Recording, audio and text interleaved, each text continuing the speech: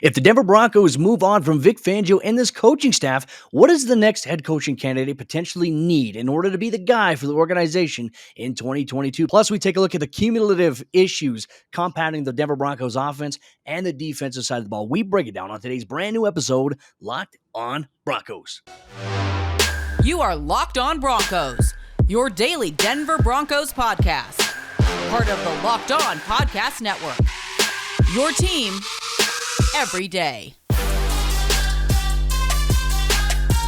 What's up, Broncos country? Welcome back into a brand new episode, Locked on Broncos, your daily Denver Broncos podcast here on the Locked on NFL Network, your team every day from the South Stands to the end zone. I'm your host, as always, Cody Rourke, joined alongside by my co-host, Sarah Bettinger. Both of us, we cover the Denver Broncos for the Locked on Network and 9 News. Sarah, it is great to have you back here again, my man. I missed you on the post-game report, but then again, it was a brutal post-game report from the onset of just the circumstances for this Broncos team.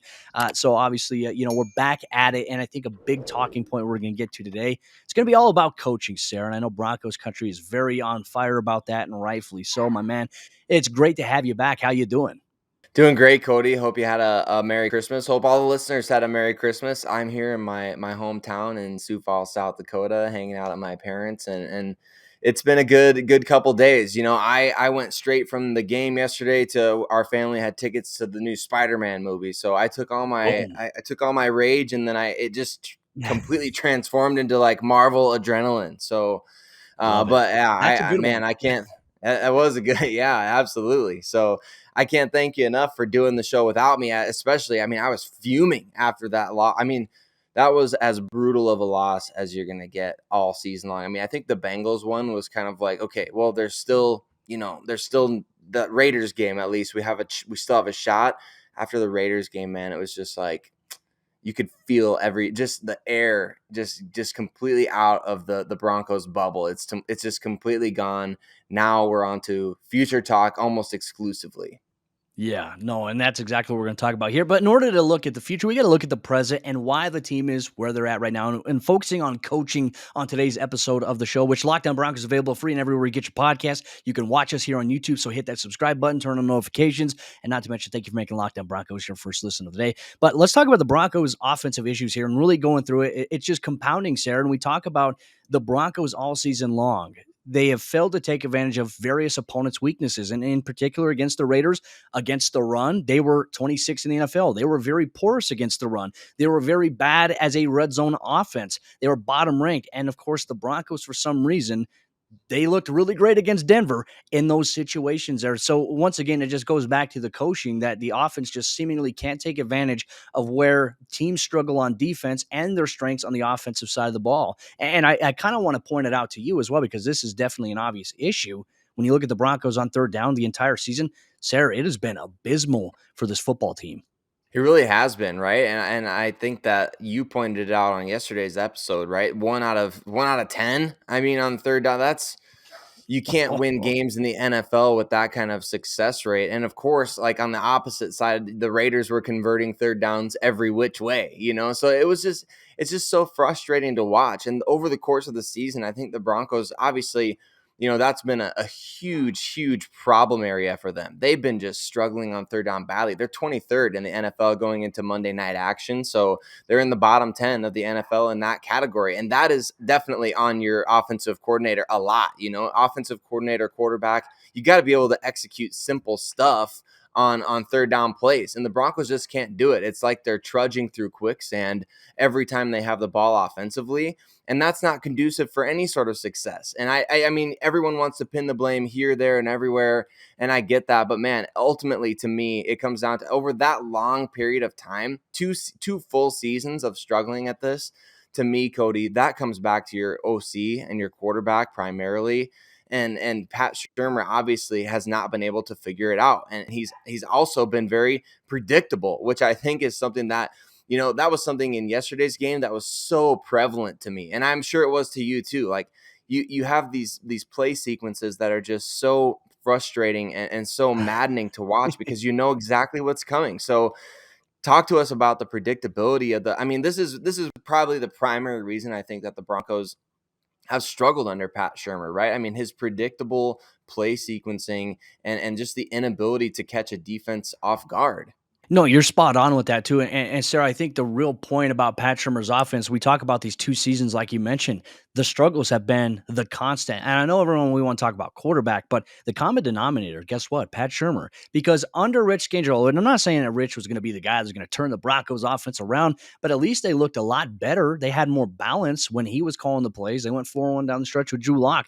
You're in a situation now, though, it's where it's okay, it's first down. You know what the Broncos are going to do? They're either going to do a play action pass or they're going to hand the ball off. And look, I think that when you go back to this Raiders game and you look at it, the defining moment was that the Raiders knew exactly what plays were coming. It goes back to predictability, which is why the Broncos offense, the rushing attack, could not get going. They knew what was coming. Second and long. You know what's coming, Sarah? Just throw it out there. I want you to give me your answer here because I think everybody in Broncos country knows exactly what's coming on a second down and long play. What's happening?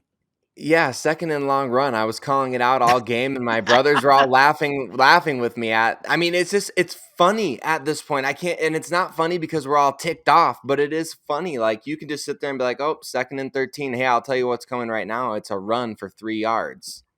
Third and eight. So a situation like that, you know what we're going to see? Route concepts that go short of the sticks here. And I think that is probably the most mind-boggling thing. And here's the deal with Pat Shurmur.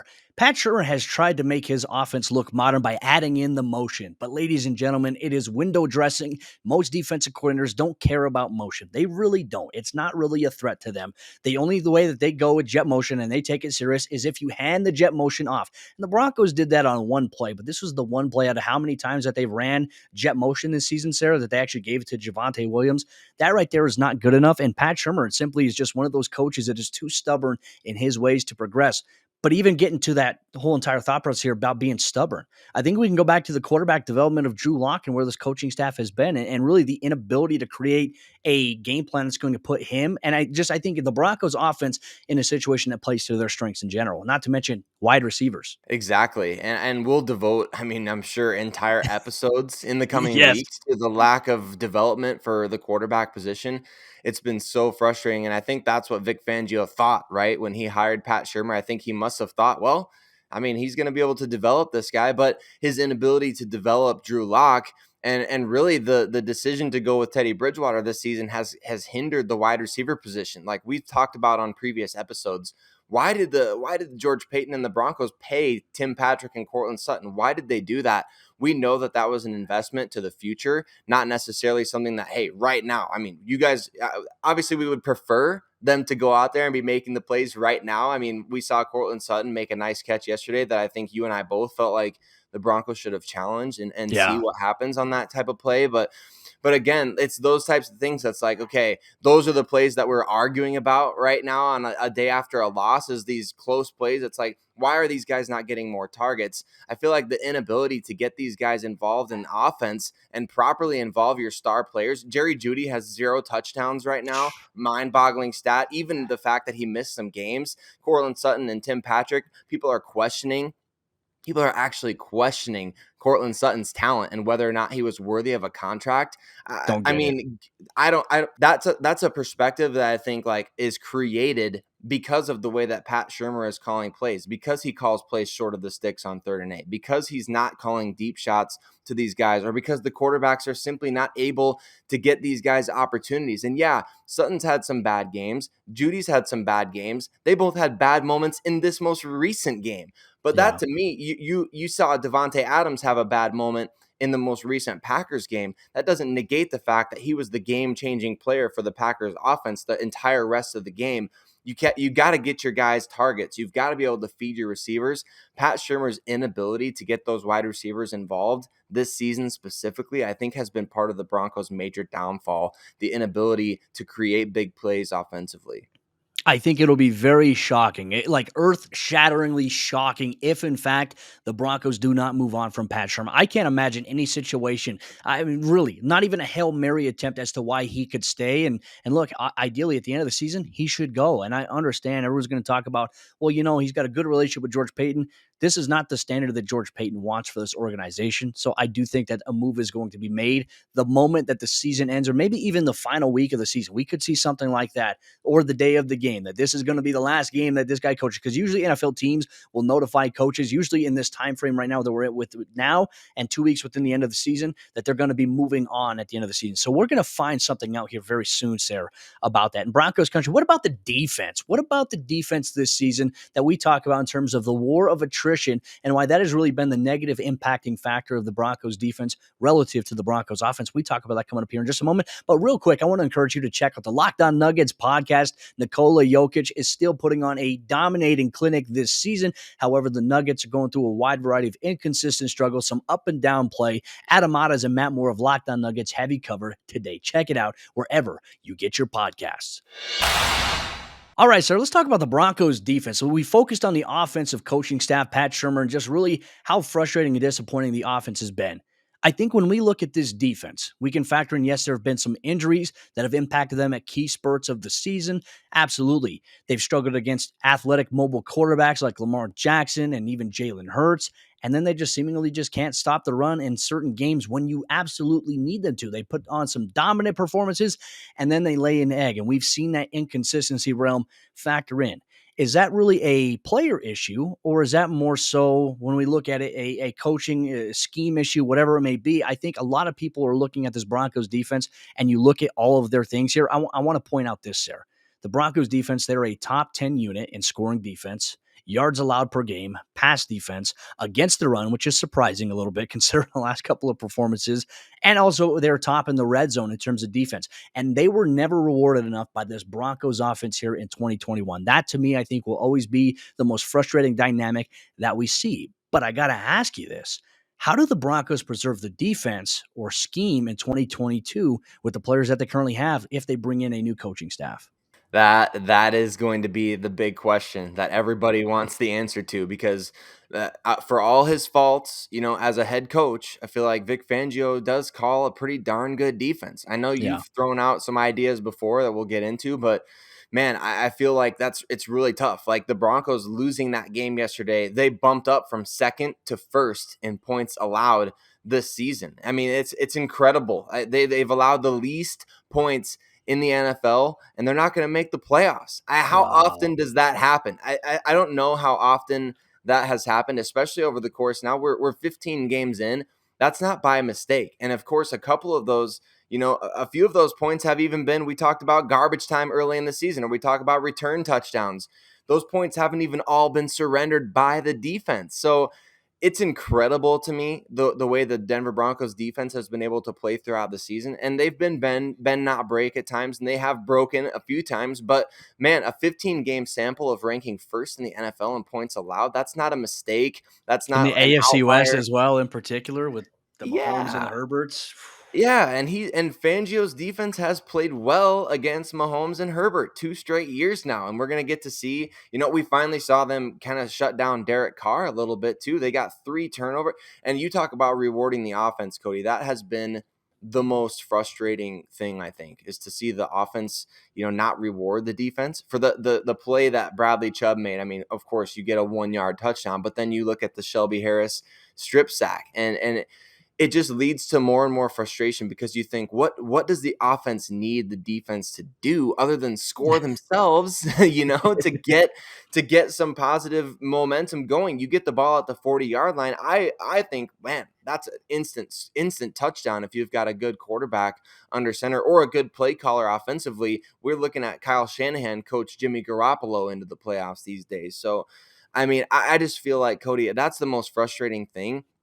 And I think that there's a chance, there is a chance that we could keep something similar next year if you decide to say keep someone like Ed Donatel. Hmm.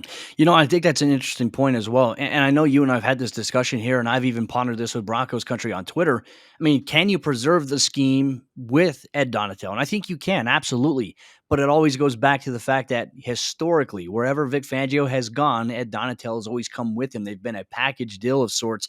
Would this be the time that Ed Donatel is willing to stay if George Payton says, hey, you know what you have done? And look, Ed Donatel, when I've talked to several Broncos players, they love Ed Donatel. Ed Donatel is a fantastic coach. He personalizes it. He's always a great teacher there, which is important. Does George Payton go to Ed Donatel and say, hey, we would like you to stay here? It's going to be my decision as a general manager. We want to keep the defense intact. We believe it can continue to be special. We can add even more pieces to it. We're going to bring some guys back, but you're going to have a defense next season that is going to still have the potential to be a top unit. And we want to keep that safe here with you. Do you do that? And then also, I think we also have to ask the question here, Sarah, when you look at this Broncos defense, is it the talents of the defense, right? Because I know we're scared of letting the scheme go. I know with the metrics that we just talked about and how good they've been defensively this season, it's hard to let that go and maybe bring in another scheme for the players, right? Because you run the risk of, is that scheme going to fit every player, even some of your top players that you have? Or does it put them players in maybe not so good situations? I think that is a worry, but it also asks the question, is it talent or is it coaching that we're scared of losing, essentially? Yeah, I think more so you would be worried about losing the talent. That would be from my perspective. If I'm George Payton, I'd be way more worried about, okay, our roster right now is not Yeah. looking good. I think the talent is not a question for the Broncos, which is why I might get a little creative if I'm George Payton and I'm putting together this new coaching staff. Obviously that hasn't done. We're talking about it as though it's kind of a foregone conclusion. We'll see what happens. But if I'm putting together a new coaching staff, Cody, I might even think about Christian Parker, the defensive backs coach. I know the Broncos really pried him away from the Green Bay Packers. Say you bring in somebody like Nathaniel Hackett as the head. I mean, I'm really getting into hypothetical I land here, love but it. This is say you hypothetical season because the this Broncos are is done this season. So let's do it. yeah, let's do it. I mean, say you bring in somebody like Nathaniel Hackett as your head coach, the offensive coordinator of the Green Bay Packers. Obviously, don't know how much they, work together in Green Bay, meaning him and Christian Parker. But I mean, you could connect those dots. I mean, Christian Parker's name popped up in an article that I read on NFL.com as potential future head coach candidates to look out for. He's Ian very Rappaport highly definitely regarded. talked about him too as one of those guys to keep an eye on. He's well regarded. He's as a rising coach in the NFL ranks from being a positional guy to now obviously maybe being in line for a coordinator spot. You were spot on with that.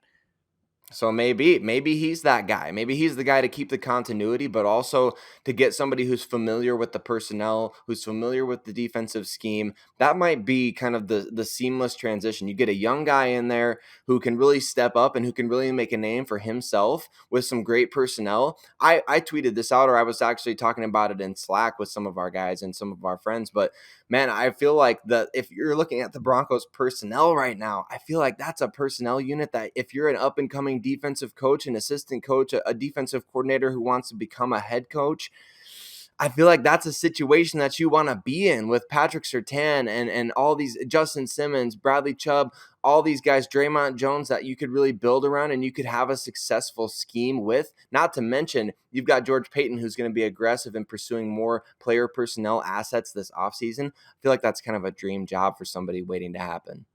I tell you what, the idea, the prospects of that are very appealing. Something I didn't honestly consider until now. I mean, I like that you brought up Nathaniel Hackett, obviously the Green Bay Packers. That was something that Peter King had mentioned in one of his Monday morning quarterback columns about Aaron Rodgers, Nathaniel Hackett, and obviously the familiarity that is there if, in fact, George Payton is going to go all out to try to get number 12 from Green Bay. But even like a guy like Christian Parker, like you said, in-house candidates that have an opportunity to maybe make a name for themselves from a position coach to a coordinator. He could have a rise that's similar to Brandon Staley. Hopefully not so quick in a sense of where I'm sounding selfish, where I hope he becomes a D coordinator, does well, but I wouldn't want to lose him to become a head coach in 2 years if in fact that were the case. But I do know that players do love Christian Parker inside the Broncos locker room. So that is something that does make sense. In Broncos country, coming up here in just a moment, we're going to talk about the situation. What if, right? We're getting hypotheticals here. What type of coach do the Denver Broncos need if in fact they do move on from Vic Fangio this offseason? We talk about that coming up here in just a moment. But before we do that, let me tell you about the sponsor of today's episode of the show. That is our good friends over there, betonline.ag. And BetOnline has you covered this holiday season with more props, odds, and lines than ever before as football continues its march through the college football playoffs and bowl season and pro football playoffs starting up here in the next month. BetOnline remains your number one spot for all the sports action this season. So head to the website or use your mobile device to sign up today and receive your 50% welcome bonus on your first deposit when you use promo code LOCKEDON. Use promo code LOCKEDON to get that bonus here today. From basketball, football, football, boxing, NHL, and UFC right to your favorite Vegas casino games. Don't wait to take advantage of all the amazing offers available for the 2021 season. BetOnline is the fastest and easiest way to bet on all your favorite sports, so don't wait to take advantage of all the amazing offers that are available now. BetOnline, where the game starts. All right, sir, as we jump into the fourth quarter action on today's episode of Lockdown Broncos. Once again, Broncos country, thank you so much for making Lockdown Broncos your first listen of the day. Both Sarah and I, we appreciate your interaction. Make sure you hit that subscribe button. You can follow us as well on your favorite podcasting providers. Make sure you're staying in the loop every single day. Not to mention, you can watch us here on YouTube. So make sure you hit that subscribe button, turn on notifications so you never miss out on all the action. But Sarah, my friend, I love that we're playing the hypothetical game. I know this is something that Broncos country is talking about in depth here. Let's talk about it too. If the Broncos do decide to move on from Vic Fangio, which is very likely at this point, considering the loss on Sunday to the Las Vegas Raiders, how demoralizing it was, and all the issues that we've seen Vic Fangio have as a head coach really kind of compile into one here. What type of coach do the Broncos need if they do move on? And I want to start things off by saying I think the one characteristic that this new coach, whoever it may be, right, if that's the case, they need to be adaptive, and they need to be a coach that trusts not only just his players, but also his coaches. And there have been times where I feel like Vic doesn't trust his players because he's very old school in the way that he thinks. And he also doesn't trust his coaches, which dates back obviously to 2019 with Rich Scangarello, but also some other coaches. It's got to be his way. And Vic has always been a my way or the highway type of coach. And that's just not the type of leadership. And that's not the type of dynamic you need as a head coach here, especially as we approach 2022. It just doesn't work. And we've seen those power struggles happen continuously. That to me stands out. What is something, in your opinion, that you feel like the new head coach would have to have? That's a great point you make, Cody. And as stubborn and as hard headed as Vic Fangio seems to be, from just the outside looking in, I feel like really his loyalty to the coaches over the players is something that has kind of doomed him from the start. Like you said, the Rich Scangarello hire was obviously a John Elway move. Like Elway, I think at that point in time figured, man, I really screwed up not getting Kyle Shanahan in the building. What's the next best thing? Let's get the guy that was his QB's coach, And so I think that was an Elway move and something that Elway wanted, hey, Vic, we'll give you this head coaching gig, the first of your life, if you'll let me pick the offensive coordinator. And after a year, Vic was like, you know what? We're going to do it this way. I feel like his loyalty to his guys on the coaching staff, namely Tom McMahon, namely Pat Shurmur, those two right there have been primary reasons the Broncos have been losing games since Vic Fangio was hired. So I feel like that loyalty is sort of misplaced. And you've talked about it on previous episodes too, Cody, that there's been some friction in the locker room with the players and Fangio of just like, hey, the defense is struggling in this way, but we're not doing anything to fix it. Let's take it into our own hands. And some of the player leadership on the team has been able to do that and really galvanize and play well down the stretch of the season. But it's hard to say that Vic Fangio is a great players coach. I mean, of course, we've talked also about the fact that winning cures all, but I just feel like Vic's loyalty to the coaches that he had, wanted on the team, that loyalty to those coaches versus the players comes across in the way that the team plays. If that makes sense to the people that are listening, like you can just kind of tell that Vic is more loyal to his players than his coaches, and hopefully that resonates with people listening, because I know what I'm thinking in my head. The way that it's coming out doesn't seem to be making as much sense, but I think that it does speak to the fact that this team needs a coach who is for the players, who is more player centric rather than just like, hey, I'm going to go with what my assistants say in every regard. But Yeah. I think another thing too, Cody, is aggressiveness, and I want you to Yes. talk about that and touch on that, because Vic Fangio, man, he's got a little bit of improvement this year in that regard, but talk about the aggressiveness and where he needs to be better in that way. Well, I think that we've seen all collectively throughout Vic's 3 years as a head coach, he's scared. I think it really goes back to trusting your players and coaches. He is scared at times to be aggressive. Now, we saw it in the preseason. We saw it early on in the season against some of these other lower level teams that the Broncos played to open up. He did go for it on fourth down. But what we've seen lately is the Broncos have been trying to seemingly play for the win here, in a sense, or playing not to lose. That's probably the better term there, is that we just consistently see passiveness. We see conservativeness in a sense. And it goes back to the fact that you're playing essentially in the game against Cincinnati, in the game against the Raiders, back-to-back games. It's playoff football, essentially. You have to win those games. And we just didn't see the Broncos just come out and be aggressive and really try to go for it, really try to say, you know what, we're going to fight for it. And that's the thing. The Broncos played not to lose. They coached not to lose. And what did they do in 2 consecutive games there? They lost. That's a little bit of an issue. And I want to touch on one quick thing here, and I'll let you close things off on today's episode, Lockdown Broncos. One thing as well is like not letting some of these little issues that are happening throughout the season, like early on, build up towards what we're seeing now, right? And I want to compare to the Kansas City Chiefs here. At the beginning of the season, we were all sitting here like, what's going on with the Chiefs? Like, they have all these things that are festering up. And then all of a sudden, guess what? They're not issues right now because I think they have a pretty good coaching staff in place to the fact that they're able to address those things early on, learn from them, and then not let those things impact them down the stretch. And right now they're in prime position, obviously clinching the AFC West here once again. The Broncos seemingly from week 1 all the way till now, there have been like these little issues that we've seen game to game that have now built up and have now become their identity. You know what we call that, Sarah? We call that death by inches. And that's what we talked about in the post-game report there. But, there's also another thing as well. We talk about the loyalty to players. We talk about it to the coaching staff. What about a coach that'll be good for maybe the appeal of bringing anybody in? Is that something that the Broncos need? A coach that can really be a one-size-fits-all type for whatever players that he has on the roster? I think so, right? And I think this is easier said than done. But to me, if I'm George Payton, I'm searching for a new head coach.